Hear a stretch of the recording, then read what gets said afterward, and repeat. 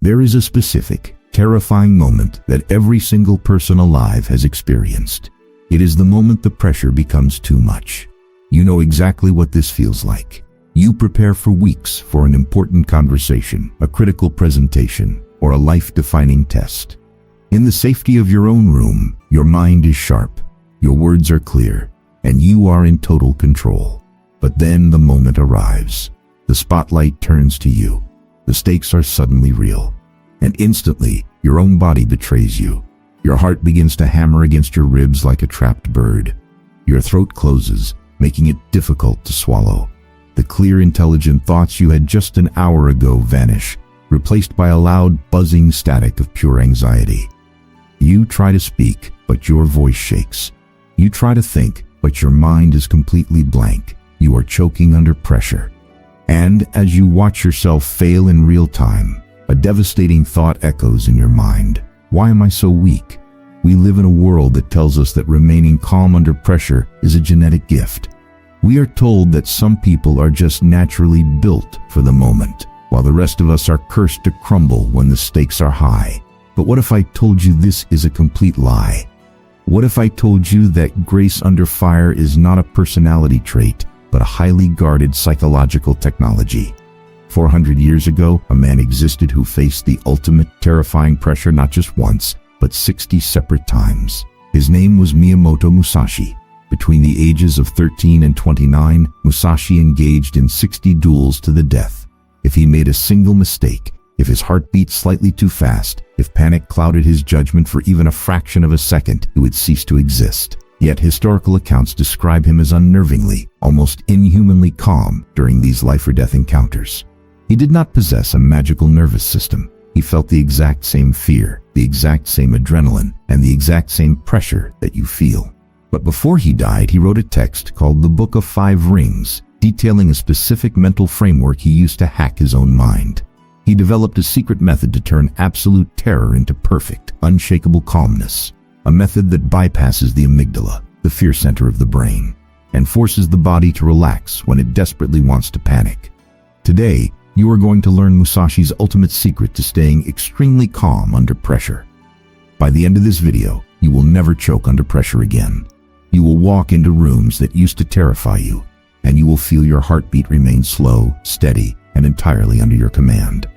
But I must warn you, this secret requires you to fundamentally destroy how you view yourself and your own importance in the world. Now let us begin the training. Chapter 1: The Anatomy of Panic. To cure the disease of pressure, you must first deeply understand what pressure actually is. Most people believe that pressure is caused by the external event. You think you are nervous because the job interview is difficult, or because the audience is large, or because the argument is intense. Musashi realized this was a fundamental illusion. Pressure does not exist in the room.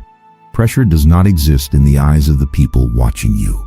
Pressure exists entirely, 100%, inside the gap between your desire to succeed and your fear of failing. Let me prove this to you with a simple thought experiment.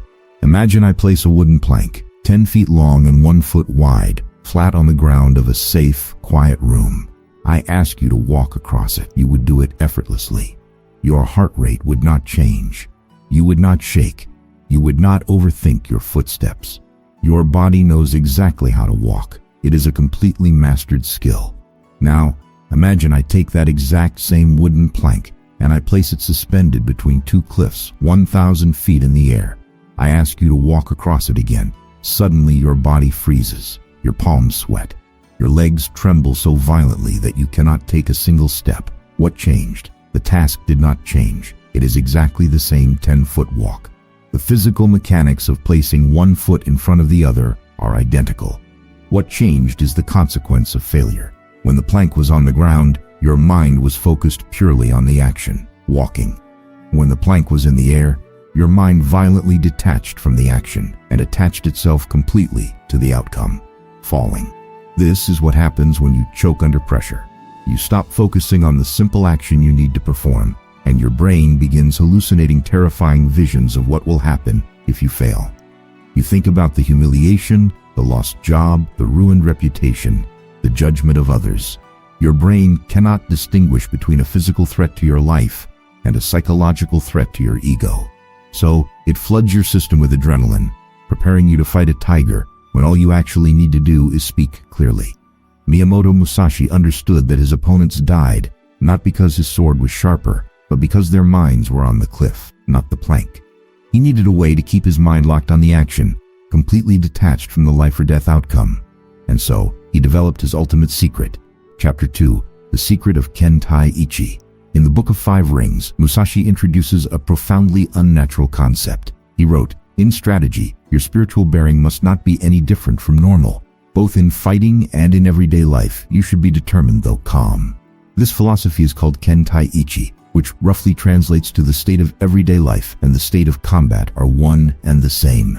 Read that again. The state of combat and the state of everyday life are the same. Most people have two completely different versions of themselves. When they are at home, eating dinner, they are relaxed, their breathing is slow, their posture is loose, their voice is natural. But when they enter a high-pressure situation, they physically transform. They try to rise to the occasion. They tense their muscles. They put on a serious face. They alter their tone of voice. They puff up their chests. Musashi considered this to be a fatal error.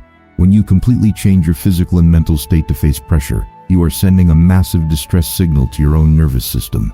You are telling your brain, this is not normal. This is an emergency. We are in terrible danger. And your brain responds by giving you panic. Musashi trained himself to do the exact opposite. When he was drinking tea in a quiet room, he maintained a slight, quiet alertness. He did not slouch entirely. He practiced perfect posture and peace. And when he stepped onto the battlefield to fight a man who wanted to kill him, he forced his body to remain as relaxed as when he was drinking tea. He refused to rise to the occasion. He brought the occasion down to his everyday level. By keeping his physical body exactly the same, he tricked his nervous system into believing that a duel to the death was just a normal Tuesday morning. You can apply this exact secret tomorrow. When you walk into a stressful meeting or a terrifying confrontation, notice how your body wants to react. Notice how your shoulders creep up towards your ears. Notice how your breathing becomes shallow and shifts to your upper chest. Notice how you clench your jaw. Do not try to change your thoughts. You cannot think your way out of panic. Instead, brutally force your physical body back into its everyday state. Drop your shoulders an inch. Unclench your teeth. Let your stomach hang loose. Breathe deep into your belly, not your chest. When your physical body mimics the posture of safety, your brain will eventually be forced to follow, shutting down the panic response. Chapter 3, The Burden of the Outcome. Ken Tai Icchi solves the physical panic. But what about the mental terror? What about the obsessive thoughts of what if I fail? What if they laugh at me? What if I lose everything? This is where Musashi's philosophy becomes incredibly profound and extremely difficult for modern people to accept. To survive 60 death matches, Musashi had to solve the problem of caring too much about dying. In the samurai code of Bushido, there is a core tenet. The warrior must accept his own death before the battle even begins. If a samurai enters a duel hoping to survive, he will fight defensively. He will hesitate. He will be careful. And careful men die. But if the samurai convinces himself that he is already a dead man walking, that his life is already over, a miraculous psychological shift happens. He has nothing left to lose. The fear of death vanishes because he has already accepted it. And without the fear of death, he can fight with pure, uninhibited aggression and total freedom. The man who does not care if he lives or dies is the most dangerous man in the world. How do we apply this brutal philosophy to our modern, non-lethal lives?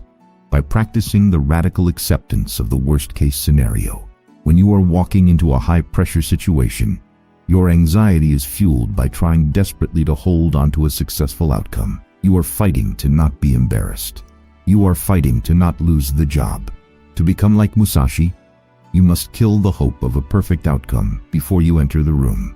You must look at the worst-case scenario directly in the eye and truly, deeply accept it. Say to yourself, I might fail this presentation. I might stutter. They might laugh at me. I might get fired. And if that happens, I will survive. It will hurt, but I will go home. I will eat dinner, and life will continue. When you truly accept that the worst thing that can happen is not actually the end of the world, the heavy, suffocating pressure instantly lifts. You are no longer fighting for your life. You are just doing a task. When you stop caring so desperately about the outcome, your mind is freed to focus entirely on the performance. You detach from the cliff, and you return your eyes to the wooden plank. If this video has changed how you view pressure, prove it by taking action right now. Subscribe to the channel and activate the bell to continue your training in the ancient arts of mental mastery. Leave a comment declaring your commitment. I will not let pressure break me. You are the master of your own mind. Now, go prove it.